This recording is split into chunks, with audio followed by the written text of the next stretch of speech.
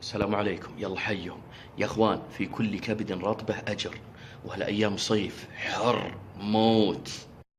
والعصافير يا اخوان يا الله تلقى له نقطة ماء، وخاصة بالحواري واماكن السكن. سفلت وحوشت فاضي الله المستعان. لكن وهذا يمكن يعرفونه حقين الطيور، لكن حنا بالصيف بحاجته حتى نكسب الاجر ان شاء الله. فكرته سهلة بالحيل، تمله اسطي الماء وتغطيه بحقه ذا وتكبسه.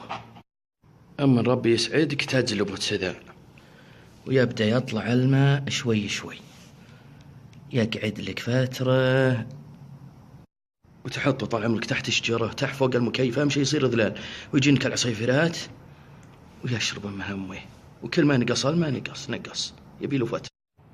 هذا تقريبا الواحد ب10 ريال، وبه مقاسات صغير وكبير وشي له شنكار يعلق. ولا ندري يا غالين وش العمل اللي يوجب لنا الجنة، الله يرزقنا وياكم الجنة.